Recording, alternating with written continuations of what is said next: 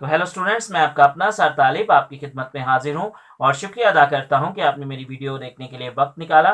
और ये वीडियो जो है आपकी कामयाबी की तरफ एक कदम है जो आपने बढ़ा दिया है। आप इस वीडियो के चंद पॉइंट्स को देखें, इसको वक्त दें और ये वीडियो आपको ज़रूर बोर्ड में कामयाब करने के लिए एक अहम कदम साबित होगा। और आप जब बोर्ड में कामयाब होंगे तो ज़रूर इस वीडियो का याद करेंगे कि अगर तब हमने ये वीडियो देखी थी तो आज हम कहीं ना कहीं हमारी बोर्ड की कामयाबी में सर तालिब का भी हाथ ज़रूर है।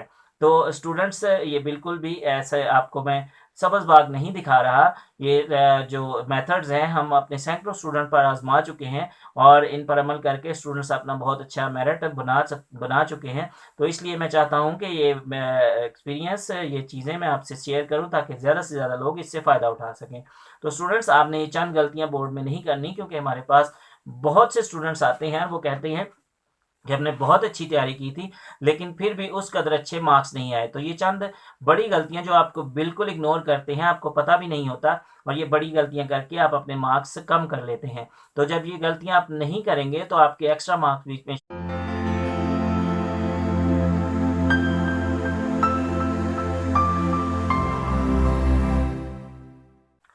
तो स्टूडेंट, सबसे पहला पॉइंट ये है कि आपने जब पेपर आपके सामने आए तो आप उसको एक दफ़ा पढ़ें। और ये पढ़ना जो है आपका नहायत तसल्ली के साथ होना चाहिए और पहले 3-4 क्वेश्चन पढ़कर कभी भी आपने पूरे पेपर के लिए अपनी राय कायम नहीं करनी है। दरअसल होता क्या है कि हम फ़ौरन जब पेपर आपने आपके हाथ में आता है तो एक तो बहुत जल्दी में उसको पढ़ने की कोशिश करते हैं कि हम फ़ौरन सारा पेपर पढ़ लें।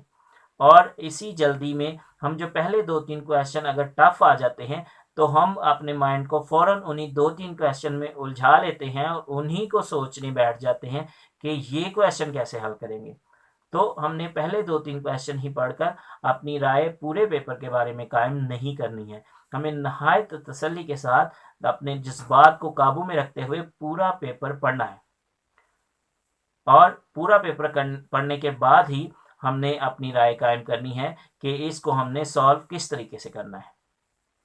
अगर तो आपको मैक्सिमम पेपर आता है फिर तो कोई मसला ही नहीं, और अगर आपको लगता है कि आपको मैक्सिमम पेपर नहीं आता तो फिर आपने उन क्वेश्चन को टिक कर लेना है, बल्कि उन पर नंबरिंग देनी है कि आपने सबसे पहले जो क्वेश्चन आपको सबसे अच्छे तरीके से आता है वो करना है, उस पर नंबर 1 लिख लें।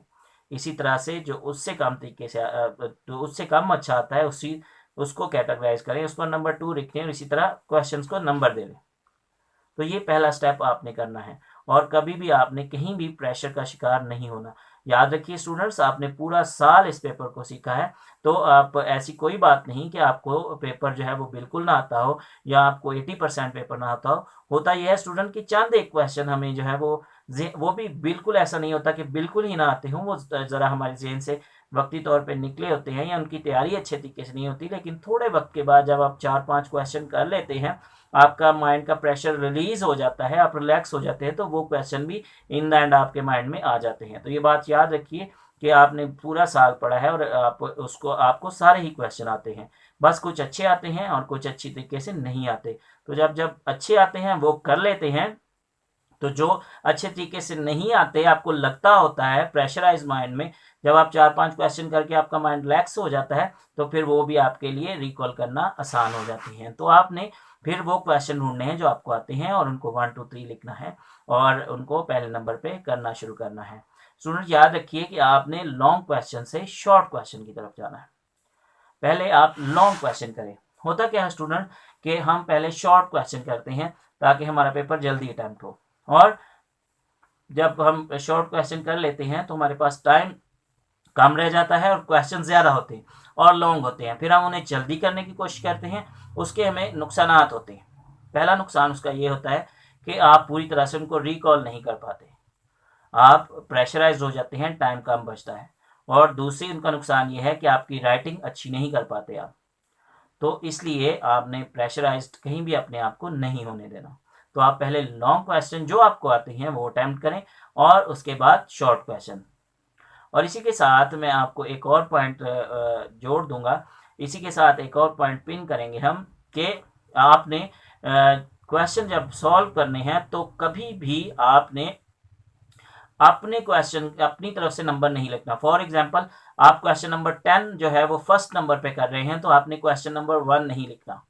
आपने जो पेपर पे उसका नंबर दिया हुआ है, क्वेश्चन शीट पे उसका नंबर दिया हुआ है, वही नंबर आपने अपनी आंसर शीट पे लिखना है। अगर आप फर्स्ट नंबर पर क्वेश्चन नंबर 10 कर रहे हैं तो आप क्वेश्चन नंबर 1 नहीं लिखेंगे, क्वेश्चन नंबर 10 लिखेंगे। अगर उसका पार्ट ए है तो पार्ट भी जरूर लिखें। यानी जो एड्रेस क्वेश्चन पेपर पे आपको दिया गया है वही आपने आंसर शीट पर लिखना है, और ये गलती बिल्कुल नहीं करनी। इस तरह से टीचर कंफ्यूज होते हैं और आपके मार्क्स कम होने के चांसेस हो जाते हैं। तो आपने बेशक आखिरी क्वेश्चन पहले नंबर पर कर रहे हैं, क्वेश्चन का सेम क्वेश्चन पेपर वाला ही नंबर लिखना है। और इसी तरह से स्टूडेंट्स जब आपने ये कर लेना है, आपने पेपर को कैटेगराइज कर लिया, आपने जो है वो लॉन्ग क्वेश्चन स्टार्ट कर दिए, तो अगला पॉइंट आपने ये करना है कि आपने हमेशा क्वेश्चन को उसके नंबर्स के मुताबिक ही टाइम देना है।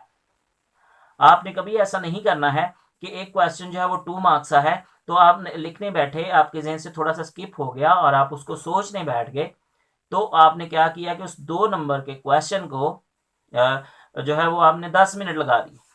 तो यही वो सबसे बड़ा नुकसान है जो आप करते हैं, और इसी वजह से फिर आपके चंद क्वेश्चंस रह जाते हैं। याद रखिए हमेशा आप बोर्ड के एग्जाम्स को टॉप करते हैं या टैकल करते हैं तो वो टाइम मैनेजमेंट है। जो बोर्ड ने आपको टाइम दिया है उसी में आपने अपना सारा पेपर मैनेज करना है।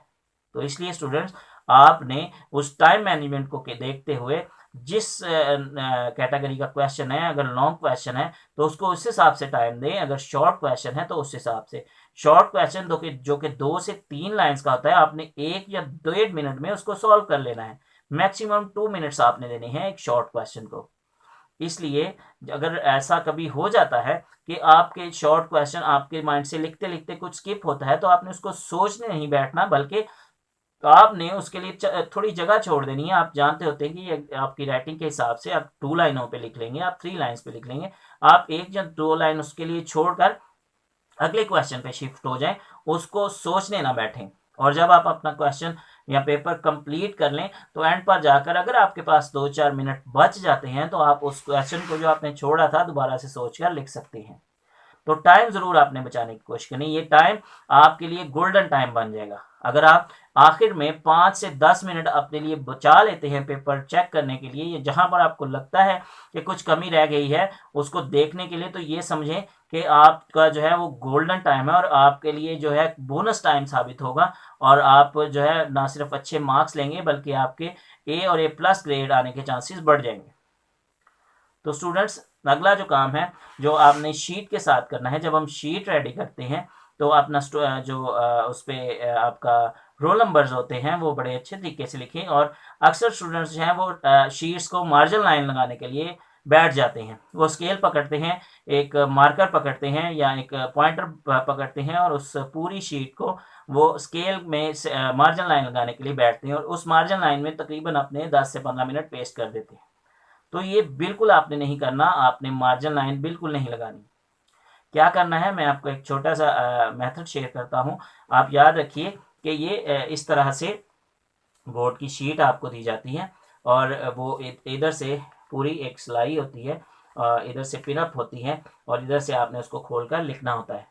तो हम क्या करते हैं, एक एक पेज पे दोनों तरफ लाइनें मार्जिन लाइन बच्चे लगाने बैठते, तो आपने ऐसे शीट लेना है और जितनी मार्जिन लाइन आपने लगानी है वो आपने इस तरह से उसको, ये देखिए स्टूडेंट, इस तरह से उसको फोल्ड करना है और बिल्कुल सीधा फोल्ड करें और उसको इस तरह से 1-2 दफ़ा कर लें ताकि इस साइड पे उसका निशान बन जाए।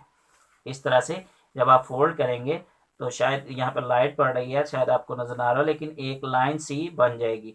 इसी तरह से आपने दूसरी साइड पे जहाँ पे मार्जिन लाइन लगानी है बिल्कुल ऐसे आपने पकड़ना है और उसको इस तरह से फोल्ड कर लेना है और उसको थोड़ा सा दबाएंगे तो जब आप खोलेंगे तो यहाँ पर ये देखिए स्टूडेंट्स, इधर भी एक लाइन बन गई है और इधर भी। ये है आपकी मार्जिन लाइन। अगर आप पेज को ऐसे टर्न करेंगे तो ये सारे पेजेस के ऊपर ये मार्जिन लाइन आ चुकी है। आप ऐसे थोड़ा सा इसको सीधा करें और इन मार्जिन लाइन का लिहाज रखते हुए अपना पेपर सॉल्व करना शुरू कर दें। और अगर आपके पास लास्ट में टाइम बचता है तो इनको आप पॉइंटर से या मार्कर से हाईलाइट कर सकते हैं, और अगर नहीं बचता आप इसको ऐसे ही छोड़ देते हैं तो ये याद रखिए कि बोर्ड आपको मार्जिन लाइन ब्लैक लगाने के नंबर नहीं देता, वो आपको राइटिंग के आपके आंसर के नंबर देता है। तो ये सिर्फ मार्जिन लाइन इसलिए होती है कि आपके पास जो है वो एक नीट तरीके से यहाँ एक लिखा हुआ जो है वो अच्छा लगे बाउंड्रीज में। तो ये आपने इस तरह से इसकी बाउंड्री बनानी है, आपने केले केले पेज को लाइनें लगाने नहीं बैठना है। तो ये भी आपके लिए कम से कम आपका 10 से 15 मिनट बचा देगा। तो स्टूडेंट्स इसी तरह से आपने अपनी शीट को रेडी करना है।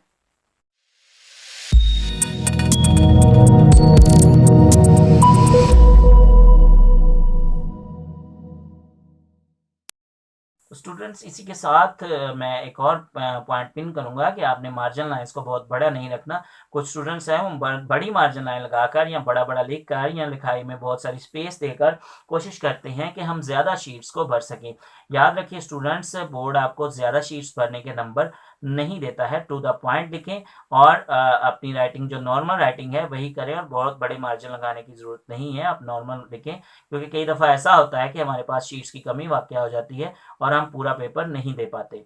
तो ये चंद पॉइंट्स हैं जिन पर अमल करके आप बहुत अच्छे मार्क्स ले सकते हैं, और उम्मीद करता हूँ कि ये आपके लिए ज़रूर फ़ायदेमंद होगा, और आप ज़रूर मुझे जब पेपर देंगे तो अपनी दुआ में याद रखेंगे, और आपके नंबर इस वीडियो पर जिन पॉइंट्स को अमल करके ज़रूर बढ़ेंगे।